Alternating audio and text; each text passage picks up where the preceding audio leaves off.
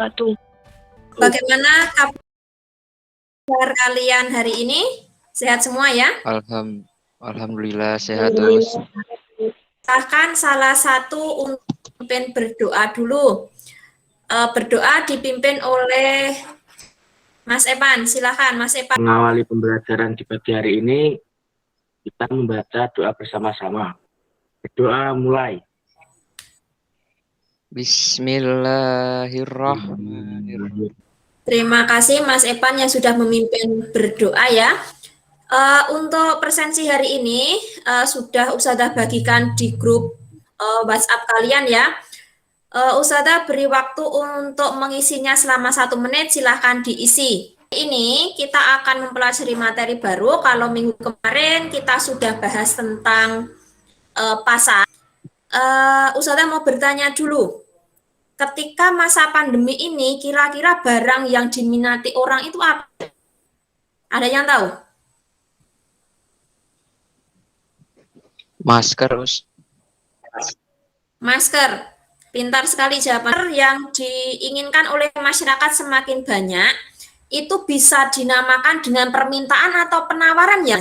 Minta. Permintaan. Pintar. Mas Epan, Mbak Sofia, Mas Gian. Sesuai dengan materi hari ini, ketika kalian sudah mempelajari tentang permintaan dan penawaran antar negara, kalian akan belajar mengenai pengertian permintaan dan penawaran. Yang kedua, kalian akan belajar mengenai hukum permintaan dan juga hukum penawaran. Yang ketiga, tentang kegiatan impor dan juga ekspor. Yang keempat, itu tentang solusi alternatif mengenai kegiatan ekspor dan impor yang dilakukan oleh Indonesia. Nah, untuk kontrak belajarnya ya, ini berarti kameranya silahkan di-on-kan semua. Mic-nya berarti silahkan di-off-kan, ketika mau menjawab baru di-on-kan. Setelah itu, untuk pembelajaran hari ini, Ustadzah akan menilai kalian, itu berarti ada 3 aspeknya. Ustadzah akan sampaikan materi tentang permintaan dan juga penawaran antar negara.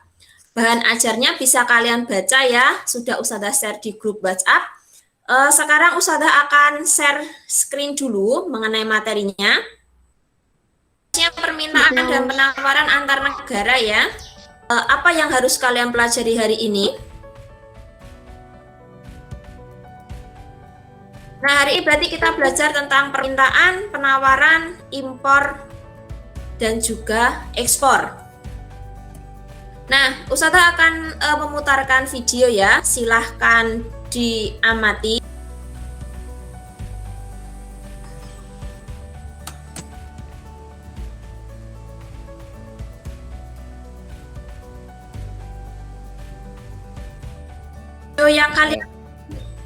Dari video yang kalian amati, kira-kira apa yang dapat kalian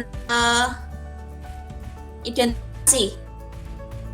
Pengertian dari permintaan, penawaran, dan faktor-faktornya. Ya, bagus sekali. Permintaan, pengertiannya di sini berarti ada sejumlah barang dan jasa yang diinginkan oleh konsumen untuk memenuhi kebutuhannya dalam berbagai tingkat harga dan juga dalam waktu tertentu. Nah, itu pengertian dari permintaan. Sekarang Ustadzah mau bertanya, contoh permintaan itu apa saja? Ada yang bisa menyebutkan? Ketika harga 1 mangkok bakso di kantin sekolah 5.000. Jumlah permintaan bakso di kantin sekolah sebanyak 100 mangkok per hari. Namun ketika harga bakso naik menjadi 8.000, jumlah permintaan bakso menurun menjadi 40 mangkok per hari. Ya, pintar sekali. Itu contoh dari permintaan. Penawaran berarti jumlah barang atau jasa yang ditawarkan oleh produsen kepada konsumen. Nah, kira-kira ada yang bisa memberikan contoh tidak? Contoh penawaran itu seperti apa? Saat harga bakso 16.000, jumlah bakso yang ditawarkan adalah sebesar 160 mangkok. Ketika harganya naik menjadi 18.000, mengakibatkan bertambahnya jumlah bakso yang ditawarkan dari 160 mangkok menjadi 180 mangkok, dan seterusnya. Ya, pintar sekali jawabannya Mbak Sofia. Terima kasih ya. Untuk pengertian permintaan dan juga penawaran, ada yang mau ditanyakan dulu sebelum Ustazah lanjut ke materinya? Ada atau tidak? Sudah paham semua? Sudah. Penawaran Anda, di sini kita akan tentang impor, ekspor. Nah, Ustazah mau bertanya dulu, kira-kira masih ingat tidak ya, apa itu ekspor, apa itu impor? Ada Kegiatan memasukkan barang dan lainnya dari luar negeri ke dalam negeri, sedangkan ekspor adalah kegiatan mengeluarkan produk dalam negeri ke luar negeri untuk memenuhi standar dan ketentuan yang ada. Nah, pintar sekali. Terima kasih jawaban Mbak Sofia dan juga Mbak Nabila Alfi. Pengertian dari ekspor dan impor sudah paham semua ya sampai di sini? Sudah? Sudah. Silahkan dibuka LKPD yang sudah Ustazah bagikan di grup WhatsApp ya. Kita berarti mulai berdiskusi. Sudah Ustazah bagi kelompoknya, ada 3 kelompok. Kelompok 1, kelompok 2, dan kelompok 3. Masing-masing kelompok silahkan berdiskusi di grup WhatsApp yang sudah dibuat ya. Ustazah beri waktu 10 menit untuk berdiskusi. Monggo kelompok 2 menyampaikan hasil diskusinya. Nama kelompok 2, nama anggota kelompok Aulia Sakfa Seslabila Nisa Nur Hasanah Nabila Alfizayan. 1. Hukum permintaan. Apabila harga naik maka jumlah barang yang diminta akan mengalami penurunan, dan apabila harga turun maka jumlah barang yang diminta akan mengalami kenaikan. Hukum penawaran. Semakin tinggi harga, semakin banyak jumlah barang yang bersedia ditawarkan. Begitu sebaliknya. Semakin rendah tingkat harga, semakin sedikit jumlah barang yang tersedia ditawarkan. 2. Perbedaan antara impor dan ekspor. Impor adalah kegiatan memasukkan barang dan lainnya dari luar negeri ke dalam negeri. Sedangkan ekspor adalah kegiatan pengiriman barang atau dagangan ke luar negeri. 3. Agar barang yang diekspor tidak cepat habis, maka menjaga ketersediaan bahan baku, barang modal, serta stabilitas harga barang modal pada harga internasional yang kompetitif, di mana dapat dilakukan dengan cara penurunan tarif, memberikan kemudahan dalam proses pengurusan resepsi dan perizinan ekspor dan impor, serta meningkatkan transparansi peraturan ekspor dan impor. Agar barang yang diimpor tidak cepat habis, maka mendorong supaya produk yang sudah ber-SNI wajib agar memenuhi ketentuan tersebut. Ya, terima kasih kelompok 2 ya yang diwakili oleh Mbak Nabila Alfi. Ada yang mau menanggapi dari kelompok lain? Dari kelompok 1 atau kelompok 3? Maaf Us, itu yang tadi nomor 3 Ya.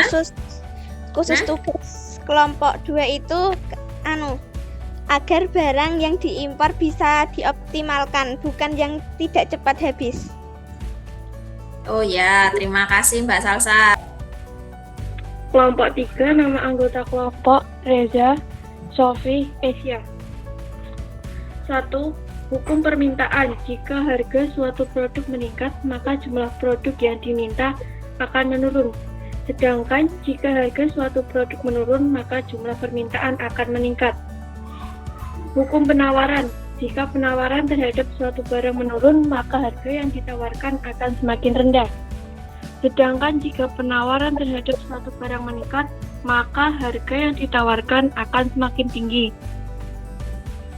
Nomor 2, impor adalah kegiatan memasukkan, membeli barang atau jasa dari luar negeri ke dalam negeri. Sedangkan ekspor adalah kegiatan mengeluarkan produk barang dari dalam negeri ke luar negeri untuk memenuhi standar dan ketentuan yang ada. 3. Kegiatan ekspor akan memperluas pasar non-tradisional, menggiatkan ekspor jasa, mengikuti program misi dagang dan pameran, refocusing produk dari bahan mentah ke produk olahan setengah jadi dan produk jadi. 5. Mengoptimalkan Free Trade Agreement atau perjanjian perdagangan bebas. Kegiatan impor, mengurangi kegiatan impor, meningkatkan kualitas UMKM, dan gencar mensosialisasikan produk-produk dalam negeri kepada masyarakat. Jawaban yang luar biasa dari kelompok ketiga ya. Bismillahirrahmanirrahim. Assalamualaikum warahmatullahi wabarakatuh. Waalaikumsalam warahmatullahi wabarakatuh. Bagi layar. Oke. Jawaban dari kelompok 1 yaitu anggotanya Evan, Kian, sama Zaki. Jika kalian sebagai Menteri Perdagangan, apa yang akan kalian lakukan agar barang ekspor mempunyai nilai jual yang tinggi? Yang pertama, meningkatkan kualitas barang ekspor.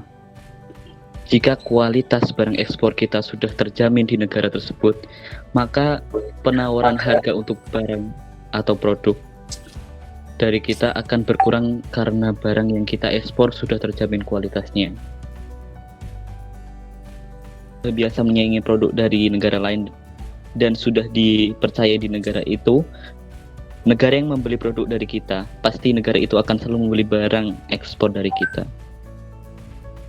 Ya, terima kasih dari kelompok pertama. Berarti Ustadzah beri penguatan ya. Yang pertama berarti di situ ada 2 kurva, ada kurva permintaan dan juga penawaran. Terus yang kedua, tentang perbedaan ekspor dan impor, jawaban ketiga kelompok sudah benar semua. Ustadzah ucapan terima kasih banyak ya atas jawaban dari kelompok 1, 2, dan 3. Materi yang kita pelajari hari ini, kesimpulannya apa ya kira-kira? Baik, jadi pada pagi hari ini kita mendapat materi yaitu pengertian dari dan penawaran, faktor-faktornya, apa itu hukum permintaan dan penawaran, dan strategi atau cara untuk meningkatkan nilai jual barang ekspor, juga cara agar barang lokal tidak kalah dengan barang impor.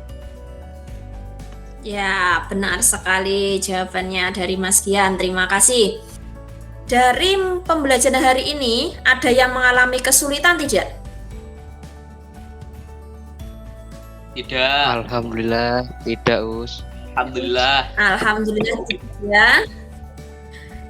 Kalau tidak ada kesulitan, silahkan dibuka grup WhatsApp-nya ya. Ustadzah sudah share tentang evaluasi materi permintaan dan penawaran antar negara. Kalau tidak ada, untuk pertemuan berikutnya, kita akan silahkan kalian pelajari tentang materi mata uang internasional. Bisa kalian cari melalui internet ataupun buku ajar dari Kemendikbud ya. Kalau paham, kita akhiri pembelajaran hari ini dengan membaca hamdalah bersama-sama ya. Wahid Isnan Salas. Alhamdulillahirabbil alamin. Alamin. Alhamdulillahirrahmanirrahim. Nah, Ustadzah akhiri ya. Wassalamualaikum warahmatullahi wabarakatuh. Waalaikumsalam warahmatullahi wabarakatuh.